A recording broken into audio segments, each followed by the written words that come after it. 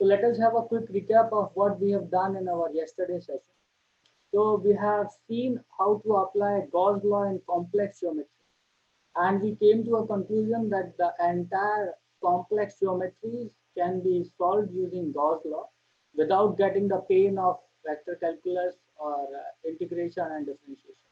So Gauss law is a tool which can be used to find out electric field and draw many other conclusions which are based on our classic theory of electrostatics.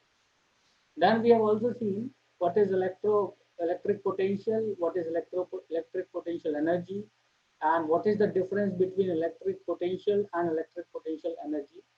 Both are different, but they are related to each other in terms of charge. I have already given equations for. Then we have done some calculations based on Gauss law, and today we are going to see some calculations where we will try to calculate potential at a point, potential energy at a point, and what is the work done for a charge to move from infinity to that particular point. With this aspect, let us start today's session. I hope last session was clear. There was no doubts. Some doubts were already clear. And if still some doubts are there, you can ask in middle if you need so. So let us begin today's session with this problem statement. It says I have 2 point charges, two charges Q1 and Q2, which are kept in this fashion at a distance of 4 meters from each other. Here, the charge over the first Q1 is minus 4 microcoulombs.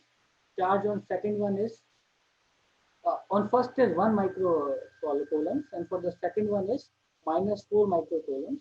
And we need to find out electric potential at a point P, which is located at a distance 3 meters on y-axis. That was our statement, and I have already shown you how to do it. But just for recap, I will do it again. So we can calculate the distance. R1 is the distance of the point from Q1. R2 is the distance of point P from Q2. So we can simply write the electric potential at that point due to 2 point charge, two charges will be combination of potential due to first charge and potential due to second charge.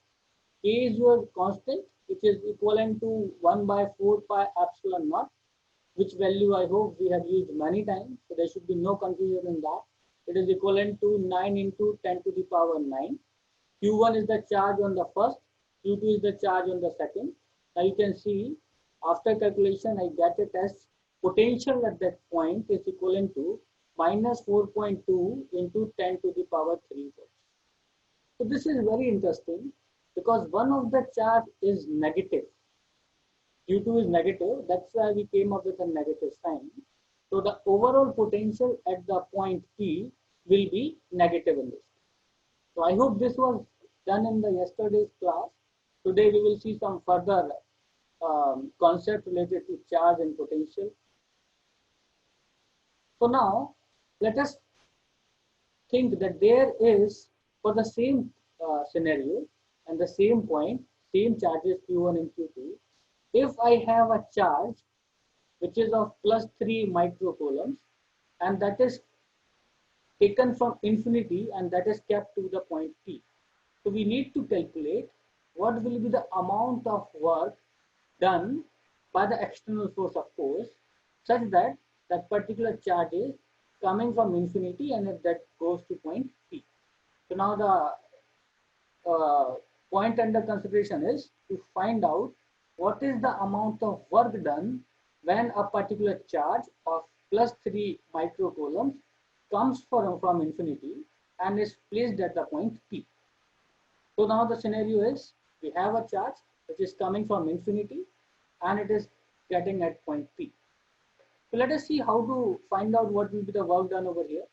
So as you know, work done external by the external force, that is delta E, will be equivalent to delta K plus delta U. Delta K is summation of kinetic energy at initial plus kinetic energy at final position. Delta U is potential energy at initial and potential energy at the final position. Let us see how it is. So there is no kinetic energy. Why I say it? Because I assume that at infinity the charge was at rest and at the point P when it came back again the charge was, again the velocity was 0. That's why from initial and final position, our charge was at the motion of rest. That's why we don't have any sort of kinetic energy in this. So what will be the work done? The work done will be equivalent to delta U.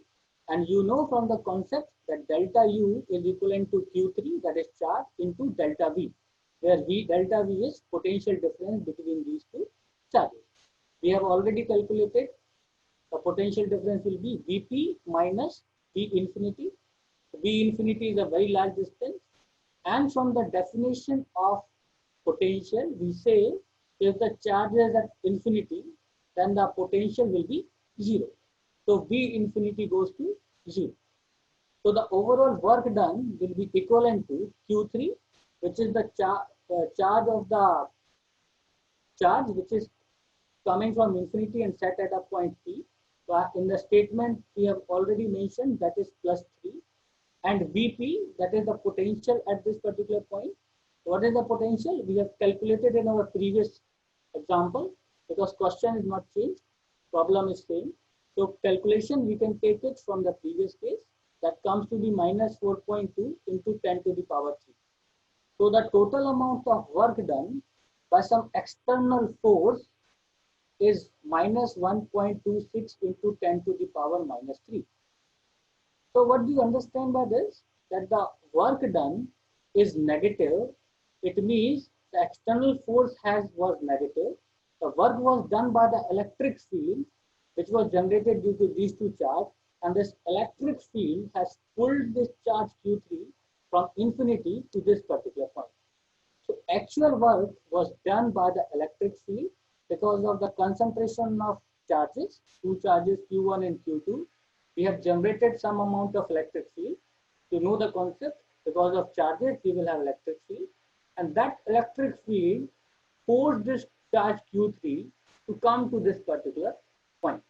So the actual work was done by the electric field, and that's why work from the external force is negative over here. Positive work should be done by an external force to remove Q3 from T. So suppose if I get a positive sign, then the work will be done by some external force which removes this charge from the position P, and then it moves to infinity or any other point. So we have to think in a very critical fashion that what is the amount of work, whether it's done by the electric field or it is done by some external force. As you can see in this entire solution, negative signs pertains that the work is done by the electric field, and the work done is to move that particular charge from infinity, and we have kept the charge at this particular point. So that is how you can calculate amount of work which is done by electric field or by external field over here. Now the third part of the question is, suppose the scenario is same. We have three charges now. So Q3 is the charge, Q1 is the charge, and Q2 is the charge. Distance is same. So 3 meter, 4 meter, this is the distance. And now we need to calculate what will be the total potential energy of the system. So as you know, for calculating the total potential energy, I need the distance, I need the charges. So I have these three charges. Distance between charge 1 and 3 is R13. Charge 3 and 2 is R23. Charge 1 and 2 is R12. You know the distance, you know the charges. You can calculate in terms of pairs, and you can find out potential energy of each pair. And after finding out potential energy of each pair, you can sum all the potential energies. That will be the fundamental energy or potential energy of the entire system. Please remember, when I call system, system is collection of all charges within the vicinity of that particular example. So here I am talking about a system which have three charges. So let us quickly see how it is. So you know from the definition of potential energy, it is equivalent to K, Q1, Q2 upon R. So for the first case, when I am considering two charges, Q1 and Q2, the Q1, Q2 charges, and the distance between them is R12. For the second case, Q1, Q3, so you can see Q1 and Q3, distance between this is R13. Then we have Q2, Q3, Q2 and Q3, distance between them is R23. Now it's very easy. You can keep the values of the charges. You know the values of the distance. R23 can be calculated using Pythagoras theorem. So you can easily find out value of R23. Once you find out all values, you can tell that potential energy of the entire system is nothing but minus 2.16 into 10 to the power minus 2 joules.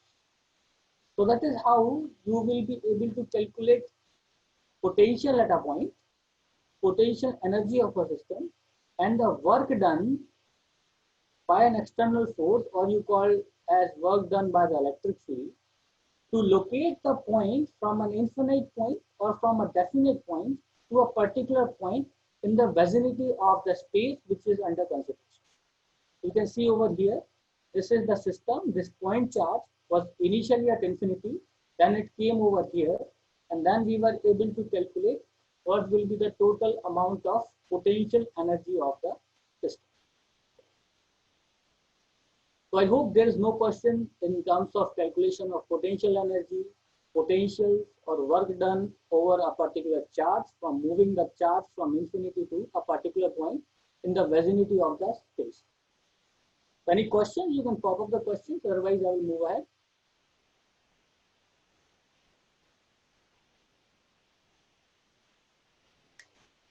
I hope there are no questions. Okay. So let's move to the second part of this presentation. I have already done electric potential and electric potential energy of a system of charges. Now there is this concept of electron volt. So when I say electron volt, it is not the unit of volt, or it is not the unit of potential, it is unit of energy. I will show you how it is. So an electron volt is the energy acquired by a particle. So I'm giving you a fundamental definition of electron volt. An electron volt is the energy required by a particle of charge E when it moves through a potential difference of 1 volt. So I hope that definition should be very clear. It's straight away from classic physics. So delta U, that is your potential energy, is equivalent to Q into delta V, where delta V is your electric potential. So 1 electron volt, as you can see, is equivalent to 1.6 into 10 to the power 19 C. That is the charge of an electron into 1. So 1 electron volt can be written as 1.6 into 10 to the power minus 19 joules. So this is 1 electron volt. Many a time people get confused in electron volt and simple volts. So please remember, potential is indicated in terms of volt, whereas energy is many a times related in terms of electron volt. You may think that this amount of energy is very, very less, but at atomic level, this energy is very high. Because 1.6 into 10 to the power minus joules is negligible amount of energy. If you consider the point from human beings point of view, but generally this energy is very, very large when we talk about microscopic level, where we consider electrons, protons, and vice versa. So this is a huge amount of energy. Just to make it very sure that an atom bomb uses the energy which is stored between electrons and protons. And you know how much amount of energy is released when an atom bomb explodes. So I can say at atomic level that is a huge amount of energy, and when we consider some amount of mass, this mass multiplied with energy will be very, very enormous as considered to the small quantity of energy what you see right now on the slide. So I hope you have understood this, what is electron volt. So I'm giving you a quick calculation. Before slides, if I am correct, then on slide number 9, we found that the potential energy of the hydrogen atom is minus 4.36 into 10 to the power minus 18 joules. So how many electron volts it is? You can easily do it.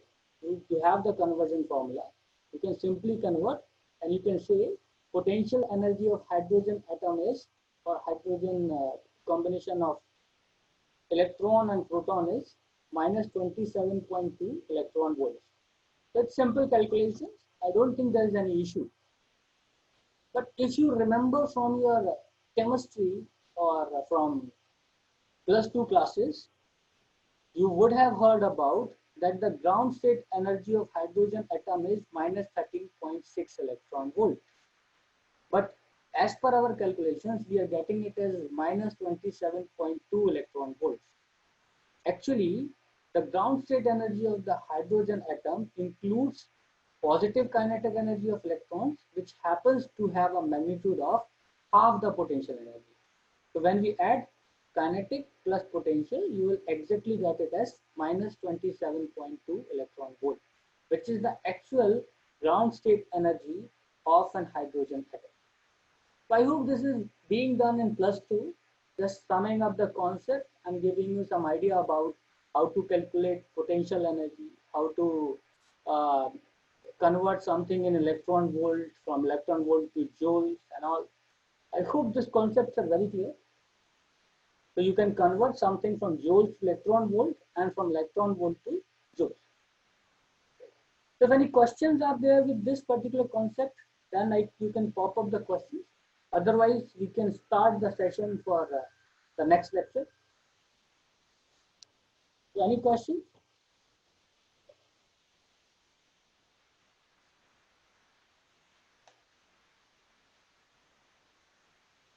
I hope no questions. So let me start with the next session.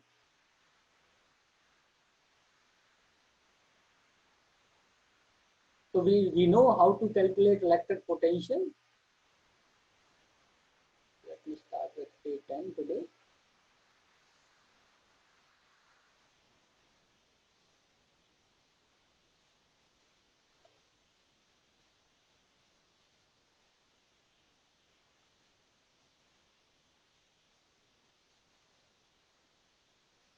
So as per my understanding, I have cleared the concept of electric potential energy, Gauss law and all. But if you recall, in most of the cases, we have considered that electric potential is due to a point charge. We have calculated what will be electric potential when we have a point charge. Point charge is a very small amount of charge, or we call it as negligible amount of charge is there at a particular point. But what will be the scenario when we have a charge distribution?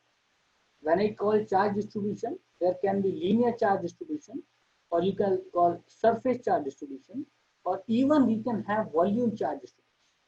So it's very important to calculate electric potential of a charge distribution, because in real time, we will never get a point charge. Instead of having a point charge, we will have some amount of charge distributed over a particular geometry. That geometry can be a line, it can be a cylinder, it can be a sphere, or any other random geometry. So we must be able to calculate what will be electric potential due to these charges. Then we will go ahead with equipotentials. What do you understand by the equipotentials? And after that, we will see potential gradient. So you must be able to calculate the electric field if you are given the electric potential. That is what my understanding is that you get from this particular concept. Then potentials and field near conductors. From here, you must be able to use what you have learned about electric field, Gauss law, and electric fields to understand and apply several useful effects about conductors in electrostatic equilibrium. So these all are today's agendas, and we will see one by one, and we will try to understand how to calculate electric potential of a charge distribution. So as you can see, we have already done in our last lecture potential of point charge. Now potential of extended charge object. So if you know what is potential of a point charge, I am very sure using that particular concept, we can find out what will be the potential of extended charge object. Those extended charge objects can be a line charge, sheet charge, sphere, cylinders, etc. If you see, all these geometries are symmetric in nature, but we can have anti-symmetric geometries also. They can also have uniformly charge distributed over that particular geometry. That we will also see, and how to calculate electric potential because of those geometries, that will be seen, and how we will calculate that will also be seen in this particular lecture. So there are two particular strategies by which you can find out electric potential of a charge. First strategy is something which we have used in ages. For last 2-3 centuries, we are doing the same concept and same logic we are using. What we do, we decompose contribution into charge element, integrate their contribution to V. That is what we will do. We will make a infinitesimal small charge element, and we will find out the potential because of that. Then we can integrate over the entire geometry, and from there we can find out what will be the potential because of the entire geometry. That is what we have already done for last couple of centuries. Other way is, we will first find the electric field of the distribution, because we already know what will be the electric field because of line charge, sheet charges, spheres and cylinders. Once I know the electric field, then I can apply this integration. Vf, final potential minus initial potential, will be given as minus. This is the definition of potential when we were discussing about electric potential. So it will be equivalent to Vf minus Vi, that is final potential minus initial potential, which will be equivalent to negative. This is from the definition of potential, if you recall, integral of electric field into dl. dl is the distance of the electric field over the particular distance. So that is how we can calculate. We have two methods. It depends upon the person who is going to solve a particular problem, that which method he or she finds it comfortable. Sometimes people find it very comfortable that we use the method of discretizing the geometry into small elements. That is also correct. But many a times, integration over a large volume from minus infinity to positive infinity becomes very hard. And that's why some people prefer using Gauss law, because Gauss law is already well defined. And you know by the Gauss law what will be the electric field because of a cylinder, sphere, or any type of symmetric geometry. You can simply integrate it with final and initial points, and you can get the amount of potential difference or potential at that particular point. So let us see, both the strategies are correct. Depending upon person to person, it may change, but end product remains the same. So whatever strategy you follow, final product or final answer remains the same. So I don't have a particular alignment towards one strategy. You can apply any of this, whatever you want. So let us see both the strategies one by one and see how to find out potential of charge distribution. So the first example which I will like to consider is, we have two plates, electric potential between two parallel charge plates. So as you know, this will lead to the concept of parallel plate capacitor also. So here, from here, this serves as a fundamental building block of capacitance and all that we will see in a later stages. But right now, let us try to calculate what will be the potential between two parallel charge plates. So I will define what the situation is right now, and then I will try to relate and try to find out what will be the potential between these two plates. So for our consideration, I have shown you there are two plates. So plates carry surface charge density sigma. So sigma is the surface charge density of the plates. Plates are separated by a distance d. Plates are large compared to d. This is what our assumption is. So the distance between two plates is d, as you can see. Plates are large compared to d. It means we can consider they are infinite in nature. Just for consideration. In real time, we will never get it. What will be the electric field? Electric field will be, as you know, from an infinite plate, it will be sigma, mod of sigma, because it can be positive and negative upon epsilon naught, which is perpendicular to the plates. So this is the electric field. Now, direction of electric field is always from positive towards negative. So I have given you direction of electric field from positive plate towards negative plate. So you know the amount of electric field. This is a derivation we have done because of plates.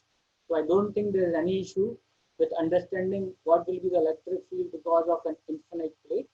That will be mod of sigma upon epsilon naught, which is perpendicular to the plate. So now we are going to calculate the potential between these two plates. So how to get the potential? So to get the potential, we have V naught potential at plate 2, V1 at potential, V1 is the potential at plate 1. So delta V, as I was saying, we can define as V1 minus V naught equals to minus plate 0 to plate 1 E dot dl. V is higher at the positive plates. That is our understanding about potential. So at positive charge, we will have higher potential. At negative charge, we will have lower potential, relatively lower. So that we have defined your coordinate system as x, y, and z. You can see y is vertical direction, x is towards electric field, and z is coming out of the street. So this is what our coordinate system is. So let us define now what is dl. dl is in x direction as I have defined. dl is in x direction with respect to dx, and it is in the direction opposite to the direction of electric field. So I can write it as minus E dx, because dl is nothing but dx over here, and the direction of this particular electric field is opposite to the direction of electric field mentioned over here. That's why I got it as negative sign. So I can simply write it as delta V, that is potential difference between first and second plate, will be equivalent to E and integration with respect to 0 to d. And if you solve this integration, you will get it as S particular d, which is the distance between two plates. So the potential difference, what we have got from here, the potential difference between two charge plates of same sigma, or you call it the same charge distribution, will be equivalent to ED, where E is the electric field and D is the distance between two plates. So this is very famous Mr. Add equations. I hope you would have heard about this. Mr. Add equations. Anyone have heard about this Mr. Add? If someone is listening, have anyone heard about this Add? I don't have an idea that people would have heard about it, but this is very infamous. Infamously called as Mr. Add equation, but that is a standard equation, where electric field will be equivalent to delta V, that is potential difference between 2 points, upon D, the distance between these 2 points. In this particular concept, I would like to make it very clear, even though if there is no field, no plates, if I have uniform electric field, then also this rule holds good, where I can say the potential difference between 2 points, that is delta V, will be equivalent to ED, where E is the amount of electric field or the uniform electric field across that particular space, and D is the distance between those 2 points. So even though this concept is very important in a sense that I am able to calculate potential difference between 2 points without actually considering whether that's a plate or there are charges. Simple electric field is present, and we have 2 points, and we have some potential difference between these 2 points, then that can be easily related with respect to electric field and into distance. So that is very important when you are asked to calculate potential difference between 2 points. The potential difference can be calculated simply by multiplying electric field into the distance. So potential difference is a function of distance. larger the distance, larger is the potential difference. Smaller the distance, smaller is the potential difference. Generally, if you talk about larger distance, you see there is no potential difference, or you say there is no potential energy. And this concept is also good when we talk about potential energy, because potential is something which will be felt, and because of that we will have potential energy. If distance is very, very large, suppose if distance is infinite, as you can see, if distance is infinite, there will be no potential. And if there is no potential, there will be no potential energy. So I hope this concept is very clear. You can find out what will be the potential between 2 points by using this standard ED equation, or we call it as add. So now let us see the second concept, where we need to find out electric potential at a point P, considering that there is a rod which has a uniform charge density, or we call it as uniform planar charge density as lambda, and we need to find out potential at a particular point P. I have already mentioned all sort of things. So I have mentioned the geometry like this. So I have a famous physics rod which is kept over here, which has a finite length of L. Please remember, famous physics rod has a very thin configuration. So this is very thin in nature, and we have a particular point P where we need to calculate the potential at this particular point. What we will do, we can easily find out potential because of this line at a point P by discretizing this particular line into small segments, and each small segment will be representing dq, which is related to dx in terms that dq equals to lambda dx.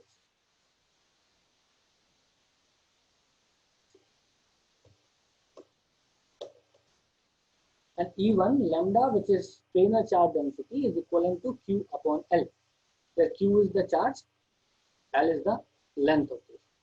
So now we can easily find out from our starting equation that potential due to charge element, small charge element, will be equivalent to dV, that is the small potential due to small charge dq.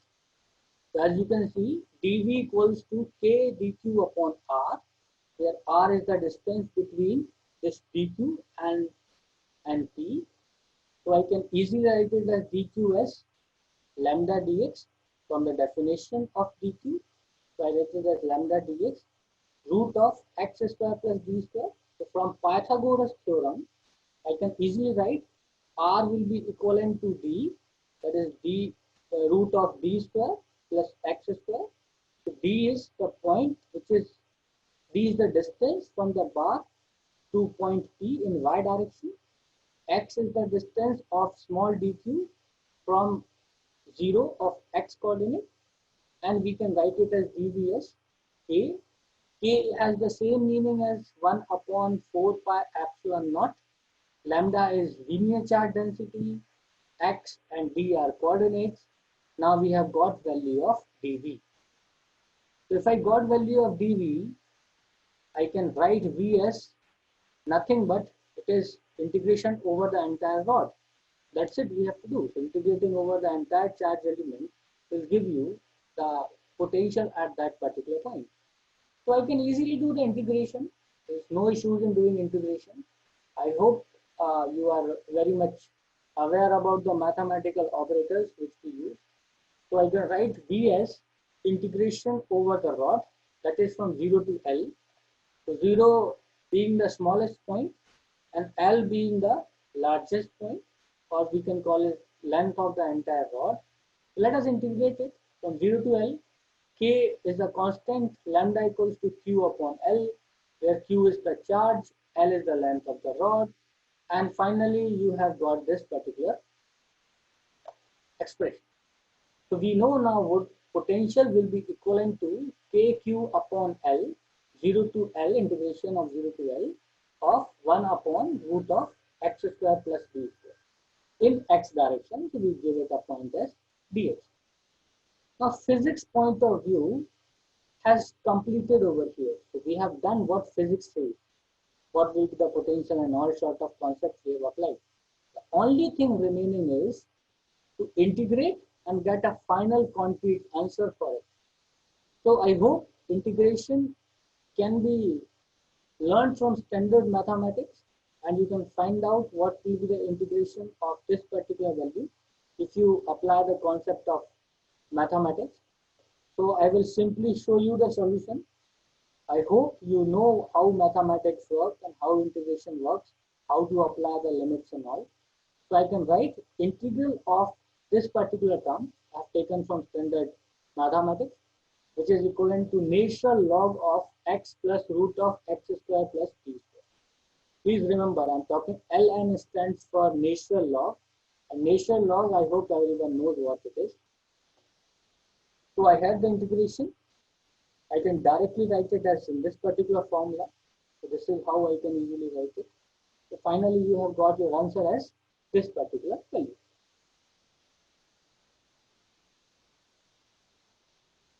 So I hope you know what is the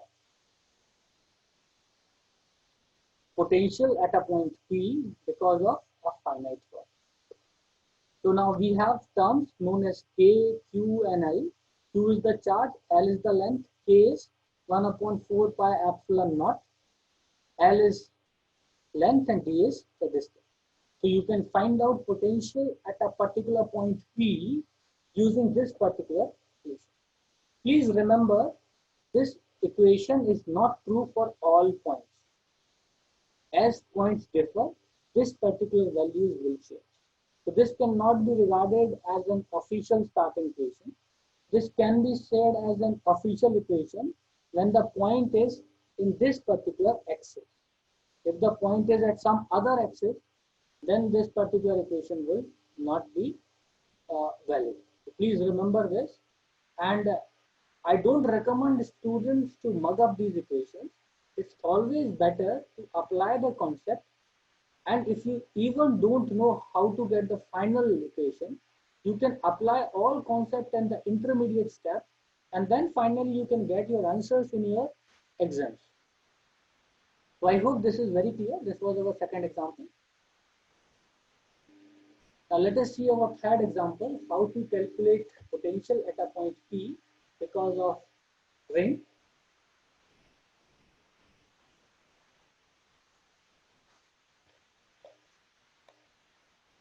So there are some 4 or 5 geometries which are common in entire physics. So whatever derivations we do with respect to those geometry, and those concepts we apply elsewhere in other geometry. So let us see how to find out potential at a point P, which is on the x-axis, and x-axis is at the center of this particular ring. We have the concept that R is the radius of this particular ring, Q is the charge over this particular ring, and we are about to calculate what will be the potential at a point P, which is located at a distance x from the center of this particular ring. So this is the situation. I hope we have done the similar situations when we calculated electric field. Even we have done the similar situation when we were applying Gauss law. Now we are trying to analyze the same situation to find out electric potential with the same concept what we have applied in Gauss law in finding out the electric field of at a particular point. So let us start this, how to do it. Again, the strategy is same as we have done for the previous cases. We have our starting equation, that small amount of potential because of small amount of charge at a distance r will be given by this equation. I hope this is our starting equation, and we developed this equation when we were discussing about electric potential. So this is starting equation. We already know that potential at a point will be given by this. So let us see how we calculate this. So we will concentrate on a small amount of del Q, a small amount of charge dq. Now, because of that small amount of charge, I will have a small amount of potential, that will be dV. Every dq of charge on the ring is at the same distance from the point. So as you can see, if I say at point P, the distance will R will be same across the ring. That is very true from the geometry point of view. From the geometry itself, you can say this is valid. Okay. So I can straight away write it as K dq root of x square plus R square. The x square is this, R square is this. R is, please remember, this capital R is this, because Pythagoras theorem says that R square will be, small r square will be equivalent to capital R square plus x square. So I can straight away write R in this particular thing. So we have got x, R is the radius of capital R. Capital R is the radius of the ring. X is the distance from the center. Now we have the potential as this particular value. Further, what we have to do, if we need to find out the potential because of ring, I should integrate with respect to ring. So I have value of dV. dV can be integrated with respect to ring. So I will keep this value of dV, which I have got in this equation. I can keep it over here. K is a constant. X square plus R square is also constant. They don't vary because point is fixed with respect to X. R is the radius. It will also not vary because radius is fixed. So what will vary is dq. So we need to integrate dq over the ring. That is what our last step is. So if you recall, what is the overall charge over the ring? That is q. We have already mentioned it. So simply I can get this particular integration of charge over this particular ring is nothing but q. So we get the potential at a point P as kq upon root of x square plus capital R square. So this is very simple, and I hope you can do it. It's of no further explanation is required over here. But there are some points to be considered. First point is, we should think that this equation is valid only for a point which lies on the x-axis. Suppose if this point is not in x-axis, then this formula won't be valid. But the process will be valid because you will have to integrate on the entire horn. So if the point is on the axis, you can take it as a starting equation and you can see how to calculate this. But if it is not, if it is mentioned that the point is somewhere else in the space and that point is not located on the axis, then you have to follow the exact step and you have to find out what will be the potential at that particular point. But for making things very easy, potential at this point is kq upon root of x square plus r square. So could you use this expression for V to calculate electric field? So I have done this in previous lectures. So I hope you can use this expression of V to calculate electric field, because electric field also have a relationship with potential. I hope you will do it by yourself. You can take it as an assignment and do by yourself. If you're facing any difficulty in this, please let me know. I will try to do it over here and I will show you how we can calculate electric field because of this volt. Even if you recall, there is a relationship of volt, or we call it as potential, with respect to electric field. That is already we have seen when we were discussing about electric potential at a particular point. If I know the voltage, I can calculate electric field. If I know the electric field, I can calculate the voltage. So both are same. I hope you know this and you can do the integration and differentiation, and finally you can find out the electric field because of this particular. I leave it up to you. You can do it by yourself. So now the fourth statement which is to be considered, or the fourth scenario which we need to consider when we need to find out electric potential at a particular point. So the problem is same what we have seen in our last slide. Now the only issue is we have to find out potential at the center of the uniformly charged ring of radius r and total charge q. The scenario is totally same. The only difference is we need to find out potential at a point P. Now the point P is not located on the axis, but instead of that axis, this point is located at the center. So I want some suggestions how to do this.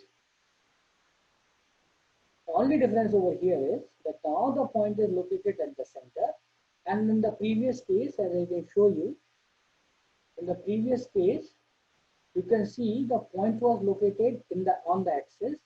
Now, if I say that the point is located at the center over here, what will change in the formula? Can someone comment on this? No comments. This is very boring to teach here when someone doesn't comment. But anyways, we are looking for electric potential at the center of this particular dish. What will change in this formula? At the center, at the origin?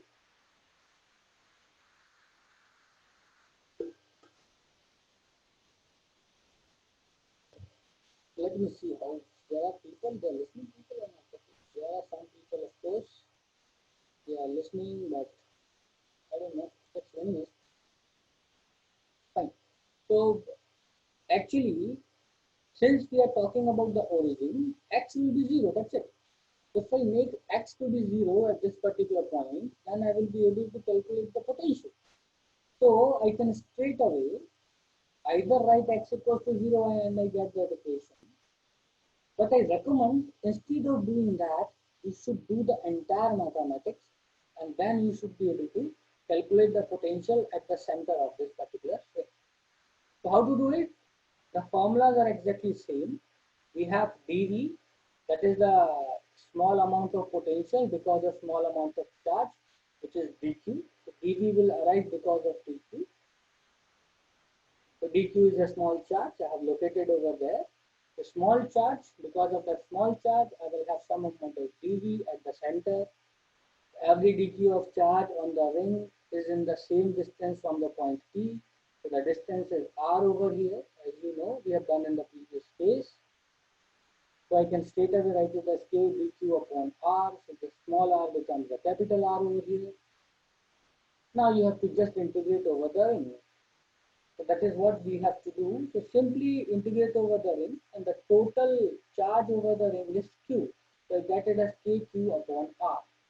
So this will be the potential at the center of the ring. Now if you recall kq upon r, and if I simply keep x over 0 over here, then also you will get E equals to kq upon r. So both the calculations are correct, and both the calculations give you the value of potential at the center of this ring. So I hope the calculations are clear.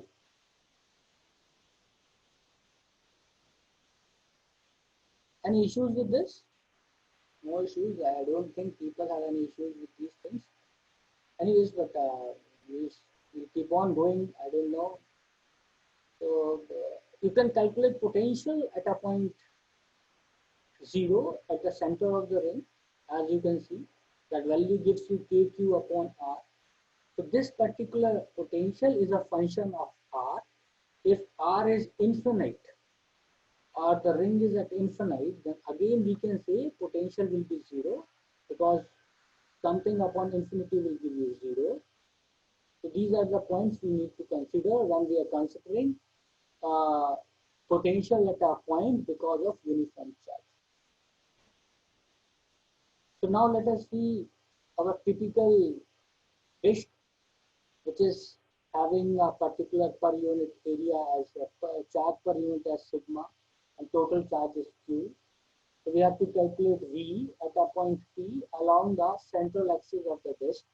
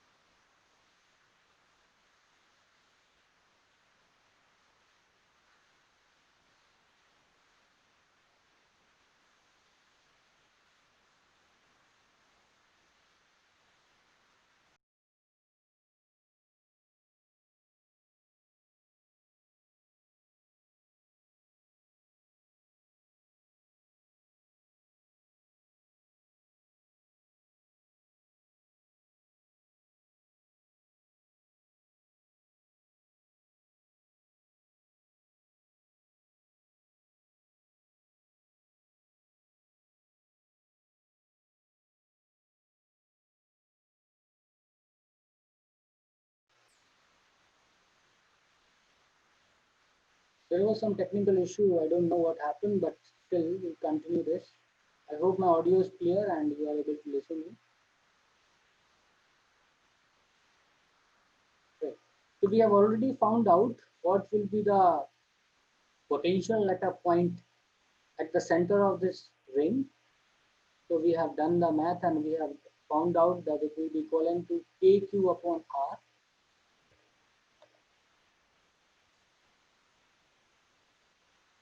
Right, great. So we'll go ahead. Okay. So now we are going to calculate the second segment, which is nothing but a combination of combination of those rings which are infinitesimally small. So we'll try to calculate what will be the amount of electric potential at a point P, which is at a distance x from the center of this sheet. Right. So we already know V for a ring. We have calculated in our last segment.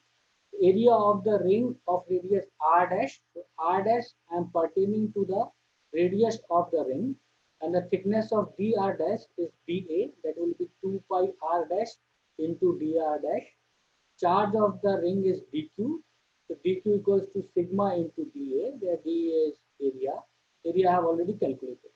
So you can fundamentally write it as sigma will be equivalent to this value, and finally dq you can write it as sigma 2 pi r dash into t r dash. Straight away mathematics, I know the area into charge will give you dq over that for the charge over that ring.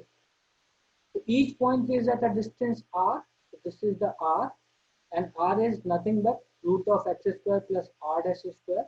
That is already defined from the geometry. So now let us see what our other calculations are. We will use the standard equation where dV, that is our official starting equation, we say dV equals to k dq upon r. I have already calculated value of dq in our last slide. So I will keep the value of dq over here. R we have already calculated from Pythagoras theorem. It says r equals to root of x square plus x prime square. So now we can perform the integration with respect to dr, because dr starts from 0 to infinity or 0 to r. So simply go for the calculation. We can integrate over the entire ring. So I will get it as 0 to r, because this r is from 0 to capital R. So straight away calculations, and using the concept of mathematics, you can easily integrate it, then apply the limits. You will finally end up with voltage or potential at a point P will be equivalent to Q upon 2 pi epsilon naught. You can also mention this with respect to Q upon R square root of x square plus R square minus x.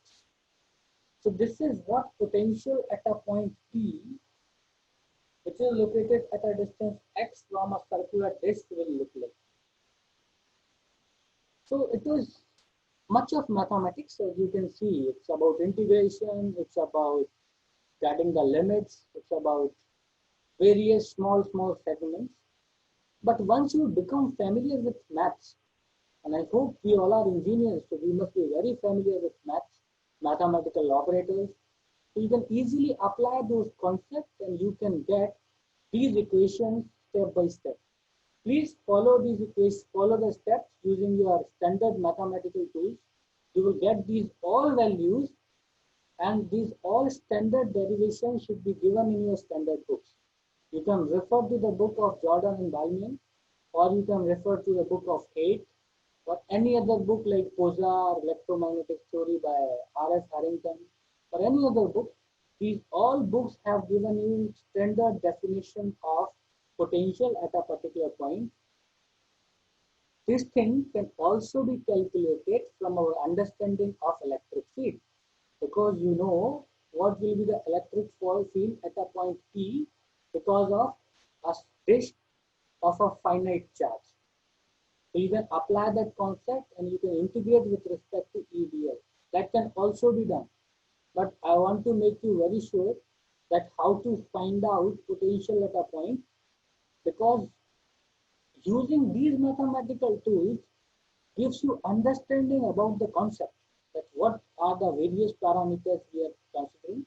Otherwise, if you use directly the equation of electric field, then you will never come to know what are the actual derivations and what are the actual x, y, x r prime, capital R and all in this particular equation. This is very disappointing to say. Many of the students simply mug up these equations without actually understanding how to derive, how to use. They simply mug up the equations, keep the values, and they simply get the answer.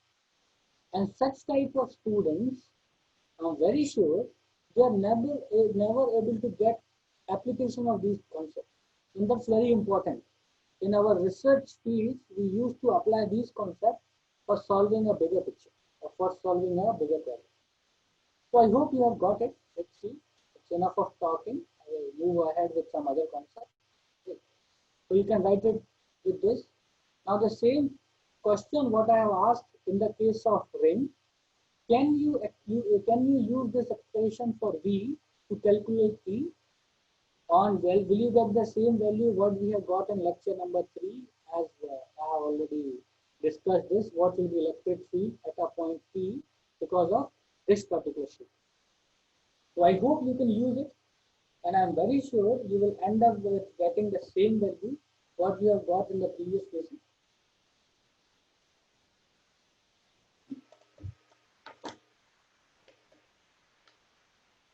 So let's move ahead. Let's see what is our next topic. So we need to calculate the potential at a point P outside a very long insulating cylinder of radius r and positive uniform linear charge density. So we have to calculate this, right? Now, as I was saying, there are two strategies for this. The first strategy says I can decompose entire charge element into small segments, and I can find out dV equals to k dq upon r. That is our starting equation, as I have already mentioned in our previous 3 calculations, which will lead to a complicated triple integrals, of course, because x, y, and z cylindrical coordinate system. We will have in this we will have z, and there will be r and theta, rho, z, rho, and theta. So it will be much complex to solve because we are talking about cylinder. Instead of that, we can simply calculate electric field first. Then we know Vf minus Vi, that is final potential minus initial potential, will be equivalent to minus E dot dl, which is from initial to final. We already have derived E using Gauss law, if you recall. We have derived E for a cylinder, a very long cylinder.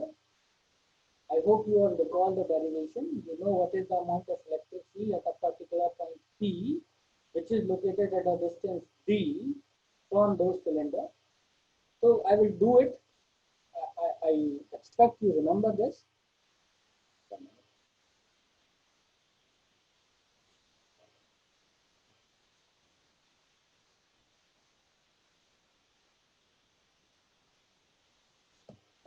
So let us see how to derive this. So as our standard cylinder or physics cylinder, we say our cylinder, which is insulator. It's not a conductor, of course. Please don't mix up with the concept of conductor. So we have an insulator. We have an insulator insulating this cylinder, whose radius is r, and that this is very long. Right? And we have uniform charge distribution, that is lambda. Lambda is greater than 0. Sometimes we can have negative also, but in this case we are considering it as positive. You know the orientation of electric field will be radial in nature. Electric field comes in this particular direction, as you can see.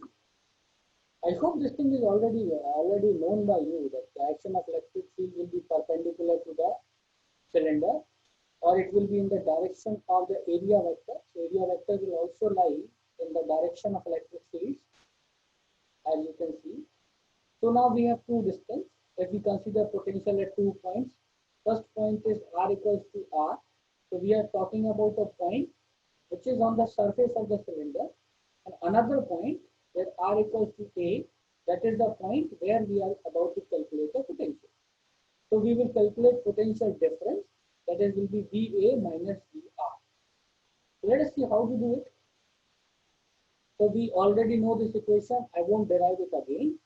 So electric field, because of a cylinder with uniform charge distribution lambda, is given as E equals to lambda by 4 pi epsilon naught R, where 2 pi epsilon naught R.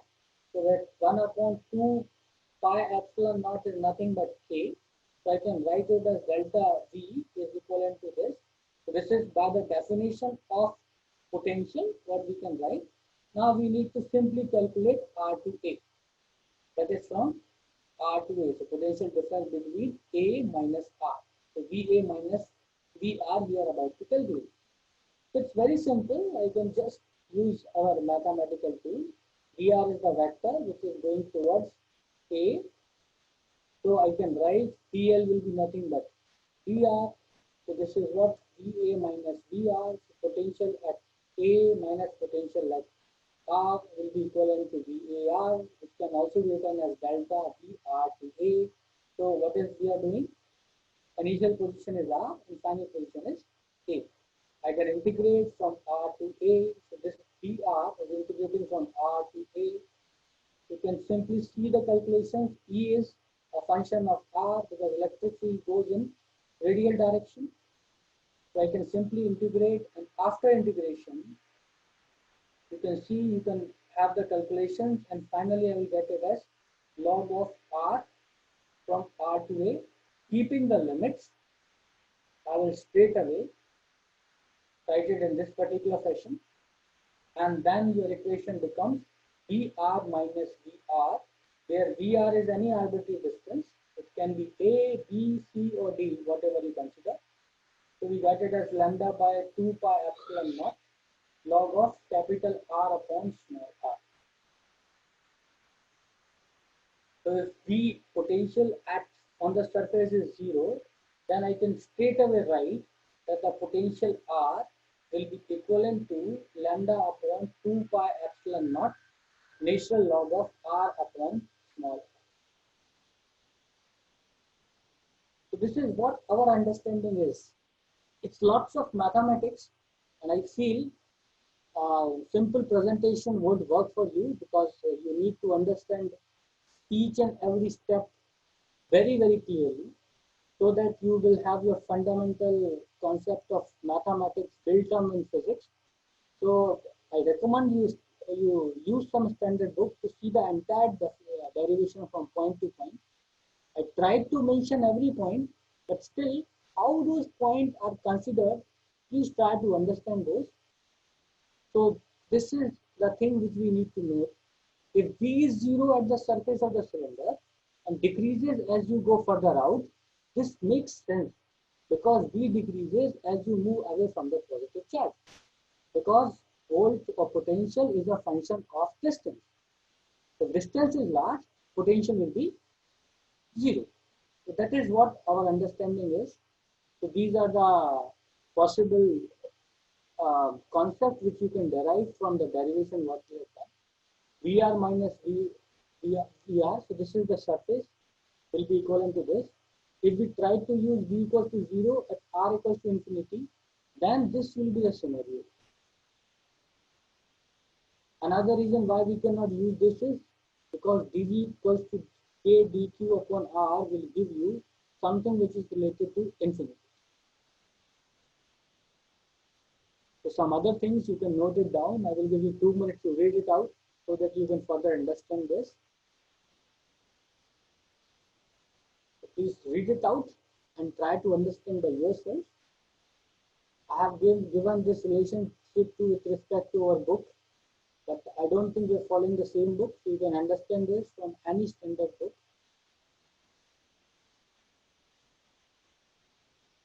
So please take some time and read it out.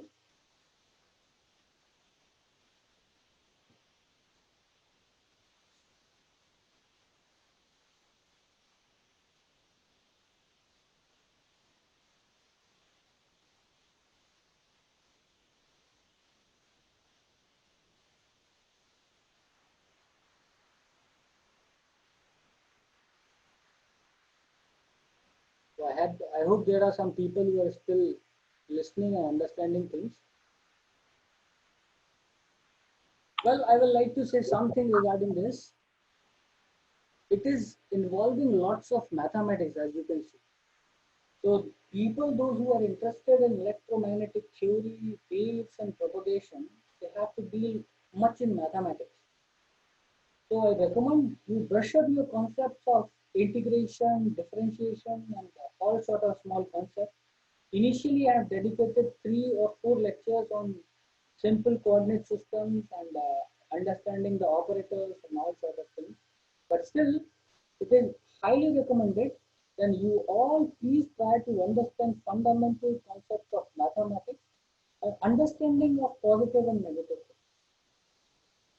So I will hold up for today by this. This is Sunday. I hope everyone enjoys Sunday. So I will be stopping over here. If any questions are there, then please go ahead with the questions.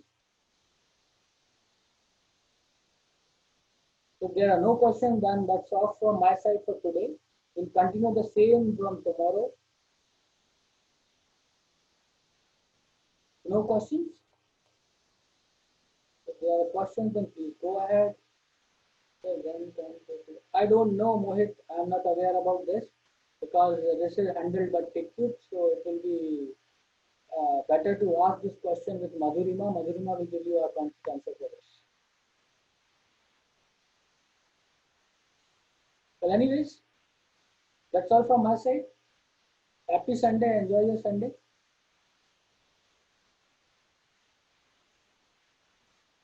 Bye bye all.